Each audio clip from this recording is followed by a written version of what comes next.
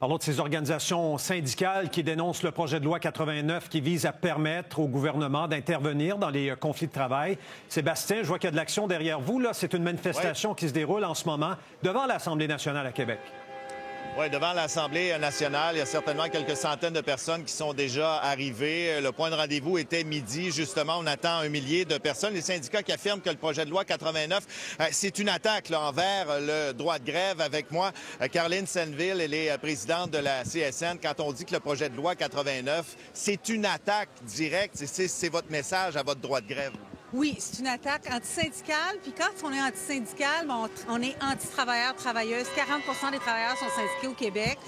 95 des conflits des négociations se règlent sans conflit.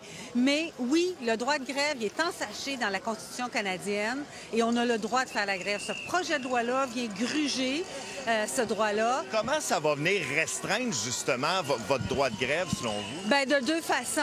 En nous obligeant à donner plus de services quand on fait la grève dans certaines conditions. Et le ministre s'arroge le droit de mettre fin à la grève et mettre fin à la négociation, puis dire aux deux parties, patrons, syndicats, vous négociez plus, ça s'en va à un arbitre qui va négocier vos conditions de travail. Vous parlez du ministre du Travail, le ministre Boulay dit on le fait, nous, pour la population, ce projet de loi-là. Quand on dit que la population est prise en otage par des conflits de travail, vous n'êtes pas d'accord avec l'argument?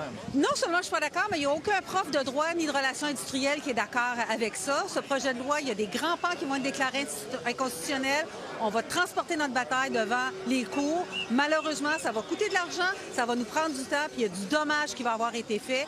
Et par-dessus tout, ce qu'on regrette du ministre du Travail, c'est de ne pas nous avoir parlé. Des fois, on dit ça, hein, les syndicats sont pas parlables, mais quand on nous parle pas, quand on nous ignore puis qu'on dépose un projet de loi sans nous donner aucun indice, bien, ce n'est pas du dialogue social. C'est un peu paradoxal qu'il y ait manqué de négociation, selon vous. Oui, c'est le ministre du Travail. Alors, il doit s'occuper, bien sûr, de la population du Québec, mais le travail, c'est quelque chose de super important dans la vie des gens. On a des droits comme travailleurs, comme travailleuses, et malheureusement, il n'est pas venu nous voir. Il n'est pas venu nous voir en disant « Moi, j'ai des problèmes, j'aimerais ça qu'on travaille ensemble à les régler. » Non, il nous envoie ce projet de loi-là en arrière, dans les dates. En terminant en quelques secondes, le projet de loi, il faut le mettre à la poubelle? Oui, à notre avis. Puis de toute façon, comme je vous le dis, constitutionnellement, il y a des grands pans qui vont finir par être à la poubelle. Madame Senneville, merci beaucoup. Merci, au revoir. Alors voilà, donc 1 millier de syndiqués, 9 organisations syndicales au total qui se sont donné ce rendez-vous devant l'Assemblée nationale aujourd'hui. Merci beaucoup, Sébastien. Plaisir.